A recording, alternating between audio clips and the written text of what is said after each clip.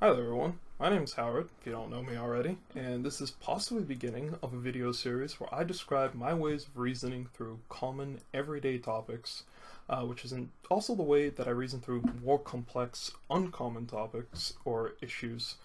But, we'd start our way with the smaller ones and then work our way up to the larger ones afterwards. For example, the idea which I had to discuss today was failure, which is an interesting one because we don't usually get taught how to fail, even though it's a natural part of our lives and something that happens incredibly often. And it's not something that you ever plan for either. You don't really undertake an action with the assumption that it's not going to work or that you're not going to get what you intend, usually. So, how do we think about this? How do we reason about this? So, first things first, which is what do we mean when we say the word failure? Now, I think most people, when you say failure, the types of things that pop into mind are these big substantive missteps or setbacks that usually involve either public or personal shame.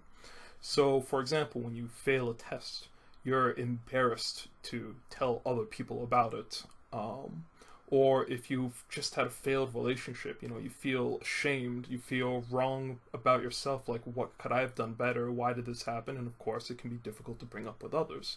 Being fired from a job, that's something, yet again, where, you're going to feel some bitterness and resentment about it, but this idea of being ashamed of what happened and not being able to, or wanting to share it with others, is, I think, a common theme between those. So I think that's what we would typically think when we say the word failure. However, we also make similar mistakes or failures or missteps all the time in other degrees. So, for example, a small misstep or failure is when you forget your wallet, or when was the last time you misplaced your keys? Um, when was the last time that you stubbed your toe?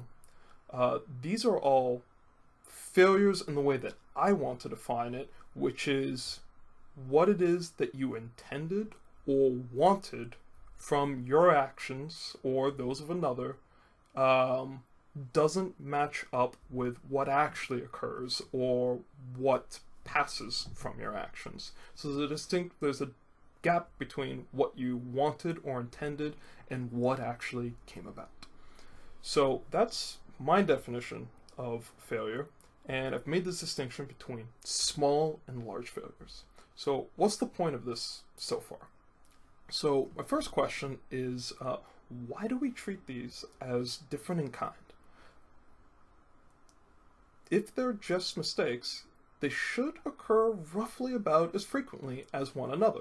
You should be just as likely to stub your toe, forget your keys, misplace something about as often as you make mistakes on your larger projects or endeavors as well. Now, there is the caveat that if something's more important to you or if it's a bigger issue, you'll probably be more careful, you'll put more time into it, you'll try to maintain it better.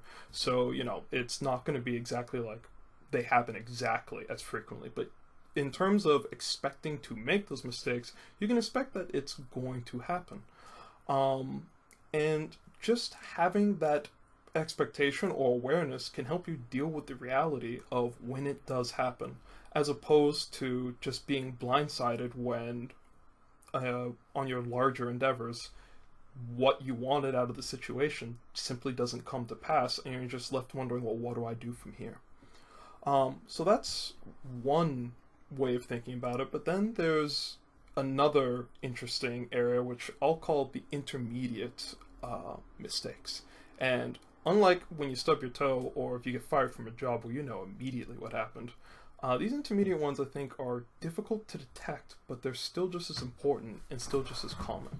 So, for example, when you make an error in your reasoning, so you could be debating with somebody an issue, say like politics or religion or something substantive like that.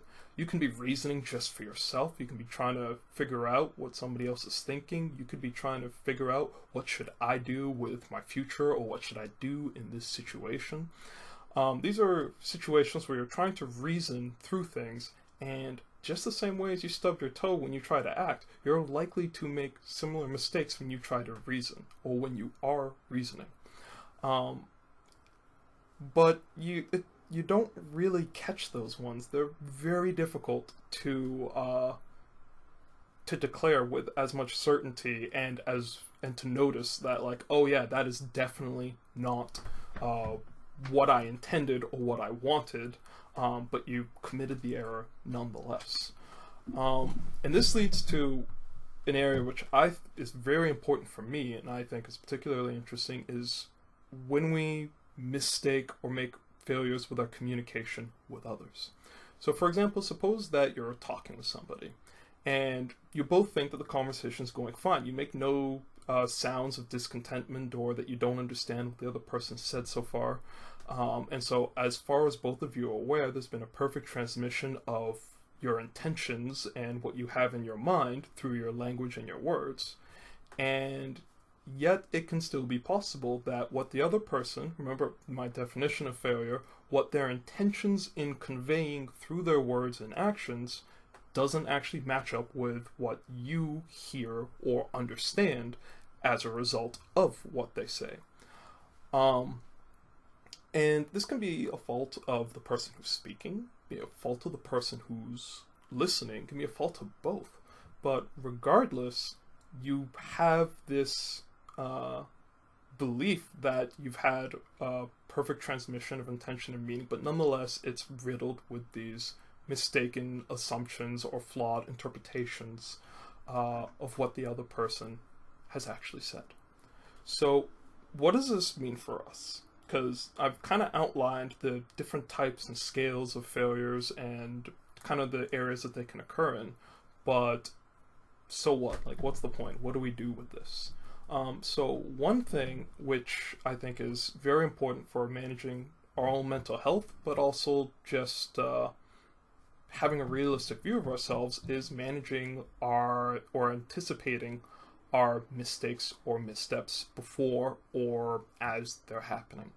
And this can be very useful for you actually being productive. Many people, for example, the phenomena of writer's block or just a whole roster of other actions where you're afraid or have anxiety about doing something because you're afraid that it won't be perfect and then being judged or shamed afterwards for it. If you're already comfortable with making a mistake or a failure happening, or you already anticipate some of the common ones that happen and try and work through them before it gets there, it can help you be more productive and actually achieve what you wanted in the first place. If you sit around and you only anticipate everything going off perfectly and you shut everything down at the first instance of something not going right, you'll likely never get anything done because mistakes are always going to happen. They're always a part of what we do.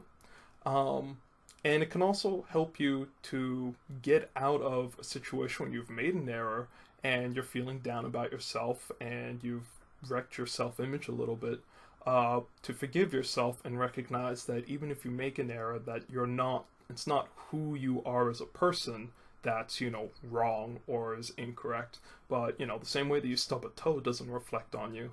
It can be the same when you misinterpret somebody or even when you've made a larger mistake. It's just something that does happen. Now, another important conclusion that we can draw from this is being more understanding of the people around us. Because if we don't expect perfection of ourselves, it wouldn't make much sense for us to expect it of people around us either. And so not exploiting other people for the mistakes that they do make, or trying to take advantage of it, twisting their words, or giving them negative interpretations of things. Giving them this kind of benefit, which in turn would solicit them to give it back to you. I guess the word that comes to mind is charity, which is always giving people the most charitable interpretation of something possible, because you have to get lucky almost be skillful, but also lucky to have gotten perfectly what they intended in the first place.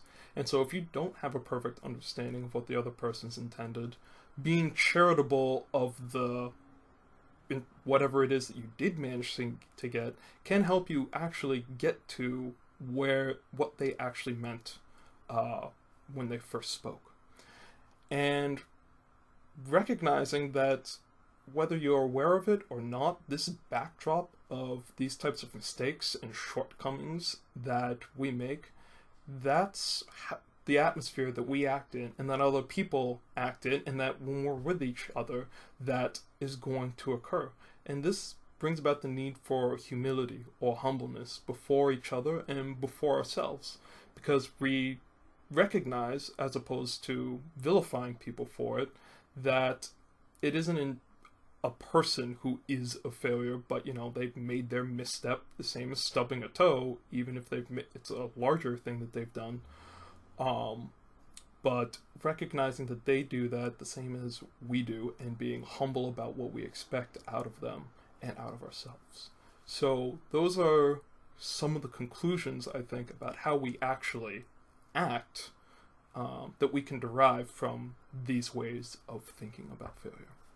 So that's it for now, because I don't want this to get too long, because otherwise none of you will ever get to the end of this. So we'll close it up right there, and if you liked it, leave me a comment. If there's an issue like this that you're interested in having being teased apart and being looked at, please do so. I would love to take suggestions, and hopefully I'll see you guys at another one of these. Cheers.